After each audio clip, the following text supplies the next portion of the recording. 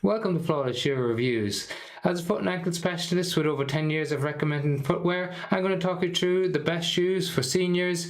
If you're looking for shoes for walking, if you're looking for shoes to be more steady on your feet, or if you're just looking for general comfort. I've got it covered with all of these three shoes, and I'm going to break down these features of them so you have a better idea of which one will work best for you. First of all, we're going to look at the importance of cushioning in a shoe, and we'll take a look at the New Balance AE V15 first. So it has Fresh Foam Max cushioning in the midsole. So that's quite a balanced cushioning, and what I mean by that is when you apply pressure to it, you sink into it a little bit so it's nice and soft if you're standing for long periods of time, but it's not too mushy or too unstable like you see in some of those really max cushioned shoes on the market.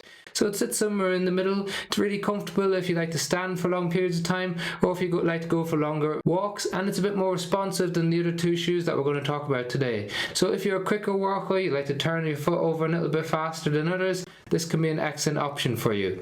It has an excellent forefoot rocker, and that's where this midsole just curves upward a little bit, and that facilitates the push-off phase of the gait cycle. So it doesn't put too much pressure on your toes, and it makes it a little bit easier to walk. Then we have the Skechers Arch Fit. So this is an excellent shoe in terms of it has a 15mm drop. And what I mean by that is that's the difference from the back to the front of the shoe is 15mm, and that's extremely high when you look at casual daily walking shoes, especially when we look at today's market, which focuses more towards 6 to 8 mils.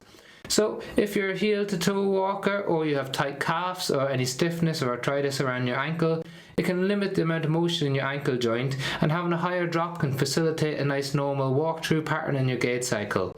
So this is an excellent option if you need a higher drop shoe or you need some assistance with the mobility of your ankle.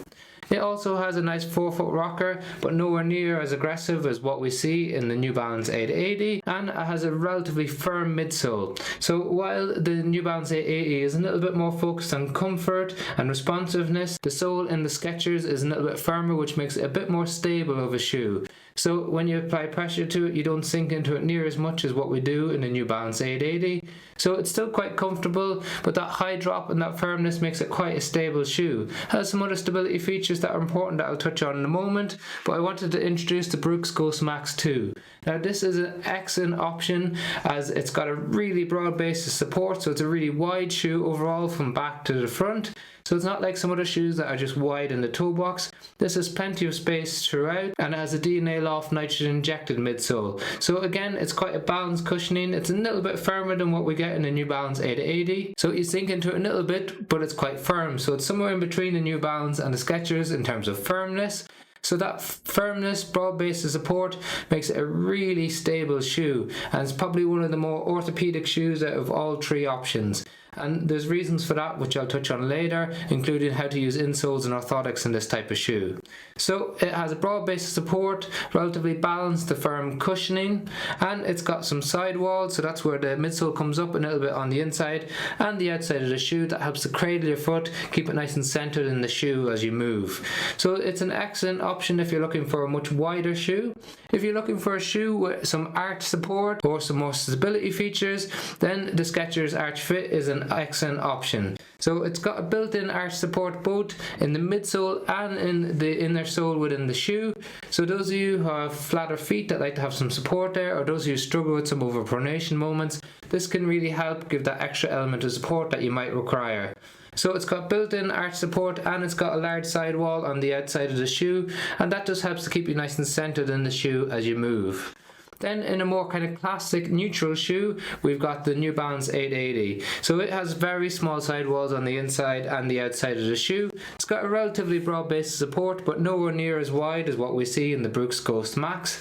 So it's a classic neutral for those of you who don't feel that you need that added element of support and just want a more classic daily walking shoe. Then as we move up the shoes, we've got some different features in them as well. So the Glycerin Max 2 is the widest of all three shoes, as we mentioned, which means that it's got a really wide toe box. So it's got plenty of space in there for your toes to splay, and it's a true to size and length, so you don't need to go up or down in sizing. That's definitely the case for me anyway. It's got a nice padded tongue on top, top to give you lots of cushioning around when you tie your laces, and it's got a really padded heel cup on top as well for those of you who need that extra support there. It's relatively stiff on the heel counter, so if you've got any arthritis around your ankle or any mobility issues around your ankle, it really helps to support it without it being too invasive. So having that wide base of support and a stiff heel counter with plenty of padding around there is an excellent option for those of you who need some more subtle support in their shoe. In the Skechers Arch Fit, one of the features that we really like about it is that it's just a slip-in shoe, so you don't need to bend down to tie your laces. So those of you with mobility issues, this is an excellent option for you. You can tie the laces in a traditional fashion to the tightness that you would like, and then you can just slip into your shoe. Or for those of you who like to tie your laces each time that you put it on, this is an option as well. It's got loads of padding around the heel cup, nice padded tongue as well, and it's got plenty of space in the toe box. But worth noting that the Glycerin Max 2 does come in a wide version as well. Now, the narrowest of all three shoes, but still has plenty of space in the toe box, is the new Balance AE V15. However, it does come in a wide and an extra wide version for those of you who require it. Now, it's got plenty of padding around the tongue as well, and this is a gusseted tongue, so that means it's stitched into the shoe so it doesn't slip side to side, and it helps keep out any debris. It's got more padding than the other three shoes around the top of the heel counter, and it's a bit more flexible on top of the heel counter, so those of you with sensitivity to the back of their heel, maybe some Haglund's deformity, you may appreciate this shoe a little bit more than the other shoes, as it's less likely to rub on the back of that heel. So we've got three different options. They all have great grip underneath your foot, so there shouldn't be any issues with slippage on wet roads. They're definitely designed for walking and standing for long periods of time. Now, if you're someone that wears an orthotic, we often recommend the Glycerin Max 2, primarily because there's plenty of space inside the shoe, it's nice and wide, and there's a neutral flatbed inside it. We generally don't recommend it for the Skechers Arch Fit because there's a built-in arch support, so if you have some support built into your insole and then you put them inside a shoe and arch support, it can just tilt you excessively to one side. It's a neutral base shoe in the New Balance, so it can take an orthotic without any issue. However, it's a little bit softer over foam, a bit more compliant, so just worthwhile keeping in mind. Sometimes an orthotic can just sink into that cushioning a little bit, so it's not as effective as it would be in a firmer cushioning like the Brooks Glycerin Max 2. But that's not to say that you can't use it in the New Balance, just something to be aware of. If you're looking for a shoe for standing for long periods of time, then just keep in mind if you do pick up the Skechers, that 15mm drop can place a little bit of pressure on the forefoot. So if you have sensitivity around there, any bunions, any history of Morton's syndrome or metatarsalgia, you may not enjoy that, but for the majority of the population you should be okay. They all come in around the same weight, so between 300 and 309 grams for a size 9 men's US. So they're a little bit heavier of a shoe than some other shoes that we see on the market, but that's down to the amount of support that they provide. And going back to the heel drop, we've got the 50mm in the Skechers, but both the Brooks and the New Balance are 6mm, so they give a more even distribution of pressure across your foot. So those of you with sensitivity in the forefoot, you may enjoy that because it just gives you more even distribution, especially if you like to stand for long periods of time. All three shoes I've got links to in the description below if you want to check out the latest prices on Amazon. If you do buy through the links, it helps fund our channel without affecting the price that you pay. Otherwise, if you just found the video helpful, liking, sharing, subscribing does make a massive difference to us.